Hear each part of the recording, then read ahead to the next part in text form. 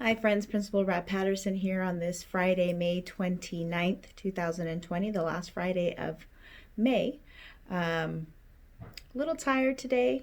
Wasn't really feeling like reading, however, just wanted to share a book and just keep up with the weekly reading. So today, Principal Rabb-Patterson is going to read Sulwe, written by Lupita Nyong'o, illustrated by Vashti Harrison.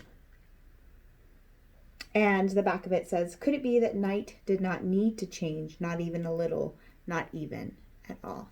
Sulwe.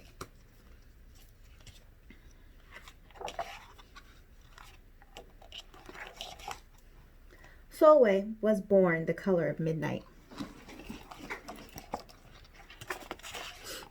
She looked nothing like her family, not even a little, not even at all. Mama was the color of dawn. Hardly anyone at school looked like Sulwe either. People gave her sister, Mitch, pet names like Sunshine and Ray and Beauty. Baba, the color of dusk, and Mitch, her sister, was the color of high noon. People gave Sulwe names like Blackie and Darky and Night. Sulwe felt hurt every time, so she hid away while her sister made lots of friends. Sulwe dreamed of being the same color as her sister. She wanted real friends, too.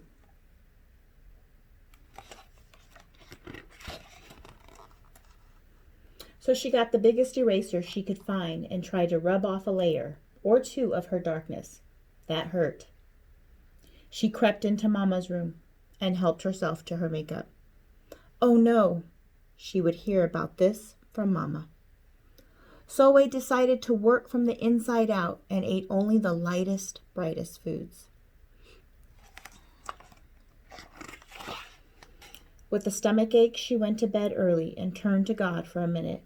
Dear Lord, why do I look like midnight when my mother looks like dawn? Please make me as fair as the parents I'm from. I want to be beautiful, not just to pretend. I want to have daylight. I want to have friends. If you hear me, my Lord, and would like to comply, may I wake up as bright as the sun in the sky. Amen. When Mama came in to wake her for school the next morning, Sulwe rose to find not a trace of daylight in her midnight skin. Sulwe told Mama everything.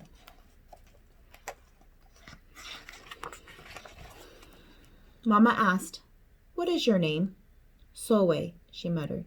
"And what does it mean?" "Star," Sulwe whispered.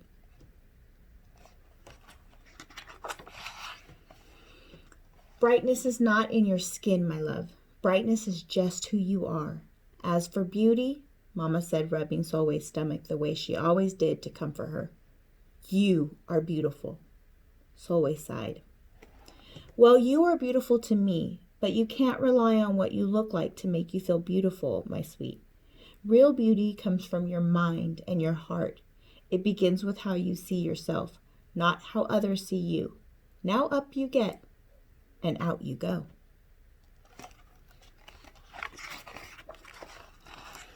How could she, as dark as she was, have brightness in her?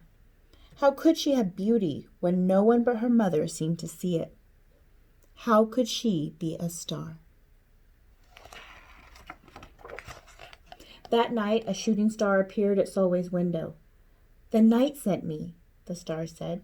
Come with me. Sulwe hopped onto the star and off they went.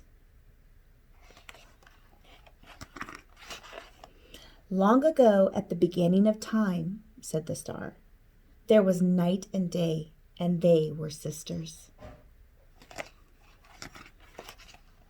They loved each other very much. But people didn't treat the sisters the same.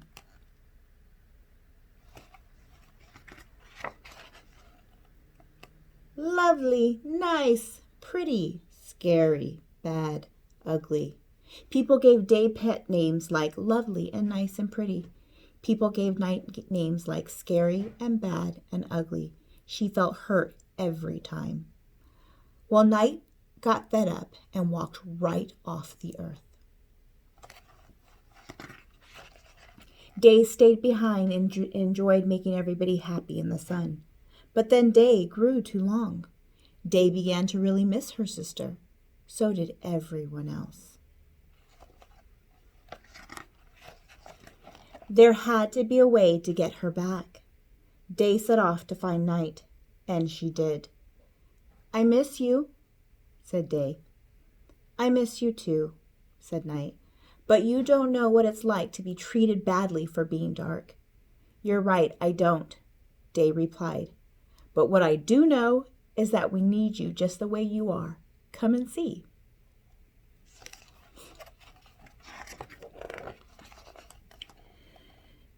Day told her sister, when you are darkest is when you are the most beautiful. It's when you are most you.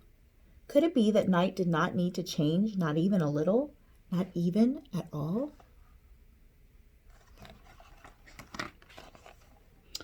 Now that Night and Day were back together, a little bit of Night returned to Day in the form of shadows, and a little bit of Day returned to Night in the form of moonlight. They were inseparable from the moment on, and promised to celebrate the brightness in each other, whether people chose to see it or not. "You see," the star explained, "we need them both on their sunniest day and their darkest night, and every shade in between. Together they make the world we know, light and dark, strong and beautiful."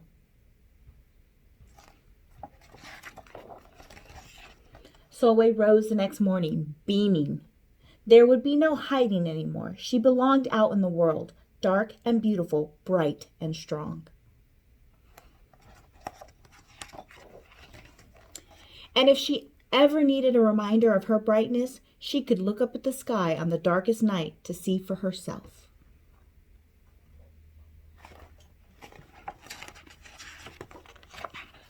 Sulwe felt beautiful, inside and out.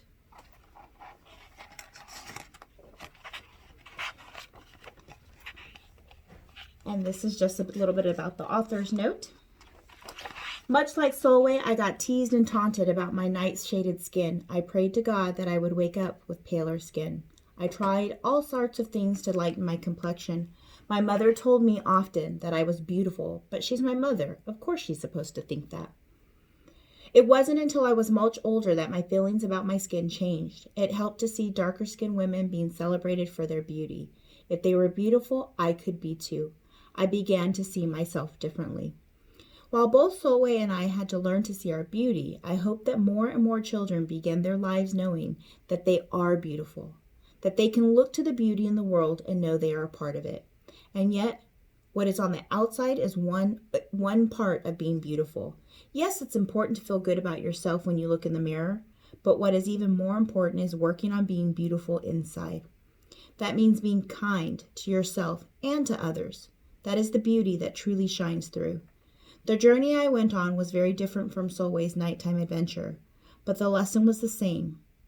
There is so much beauty in this world and inside you that others are not awake to. Don't wait for anyone to tell you what is beautiful. Know that you are beautiful because you choose to be. Know that you always were and always can be. Treasure it and let it light the way in everything that you do. This is the author. I hope you enjoyed the story, Sulwe. I hope that you have a great weekend, and I hope that everyone stays safe. And remember that you are enough. Be kind, and I'm going to keep everyone in thoughts. I hope everyone has a great weekend. Take care. Bye, friends.